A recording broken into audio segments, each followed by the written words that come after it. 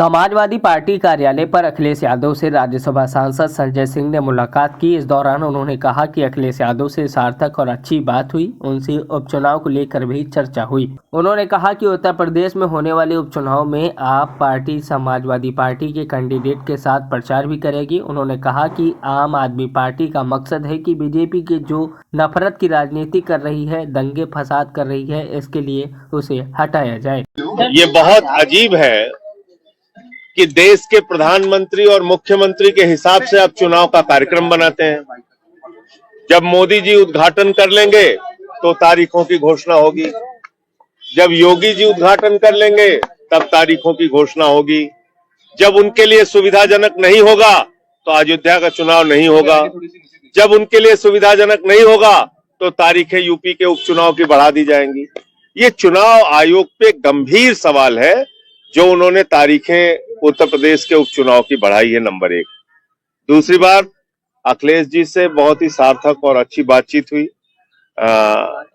उत्तर प्रदेश के उपचुनाव में आम आदमी पार्टी समाजवादी पार्टी के कैंडिडेट्स के लिए प्रचार भी करेगी और जहां भी जरूरी हुई सभाओं में हम लोग जाएंगे भी। हमारा मकसद है कि भारतीय जनता पार्टी जो देश में नफरत की, सांप्रदायिकता की राजनीति कर रही है, दंगे फसाद और झगड़े की राजनीति कर रही है, उनको इस उपचुनाव में भी पराजित किया जाए। गाजियाबाद में रैली है, आप वहां मौजूद रहेंगे क्या? देखिए, ऐसा है, पोस्टर के जो आप सवाल उठा रहे हैं, जो लोग कोई काम नहीं कर, भाई चुनाव में आपको क्या बताना होता है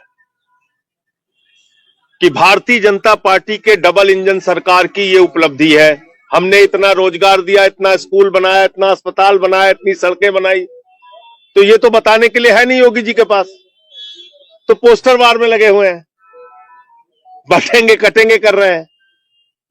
आपने तो उत्तर प्रदेश को आज इस हालत में पहुंचा दिया है। थाने में मोहित पांडे की हत्या हुई, थाने में अमन गौतम की हत्या हुई, एक पूर्व फौजी को पीटा जा रहा है रायबरेली के अंदर, 27,000 सरकारी स्कूल आप बंद करने जा रहे हैं, 26,000 सरकारी स्कूल आप बंद कर चुके हैं, ओबीसी आरक्षण को आपने खा लिया, जिसके कारण से नौजवान वो धरने पर बैठा हुआ है, आंदोलन कर रहा है कि हमारा आरक्षण हमको दिया जाए।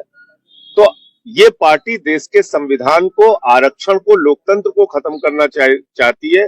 बड़ी लड़ाई ये है और इससे ध्यान हटकाने के लिए जो आप पोस्टर की बात कर रहे हैं, ऐसे पोस्टर निकाले जाते हैं। ना इस देश का दलित, पिछड़ा, आदिवासी, अल्पसंख्यक इनके किसी भी नारे में फंसने वाला नहीं है। सब मिलकर बीजेपी को हराएंगे। जो कह रहे हैं ना बटेंगे, तो दलित, पिछड़ा, आदिवासी, अल्पसंख्यक बिना बटे बीजेपी को हराने का काम करेंगे। पोस्टर में ये सरकार हिंदू जाति में बटेंगे तो बांग्लादेश जैसे कटेंगे, इस तरीके की। देखिए, ऐसा है, हिंदू किसको मानते हैं? ये रामनाथ कोविंद जी को हिंदू मानते हैं? देश के राष्ट्रपति थे, क्योंकि वो दलित समाज से आते हैं, इनको मंदिर के शिलान्यास में उनको नहीं बुलाया गया।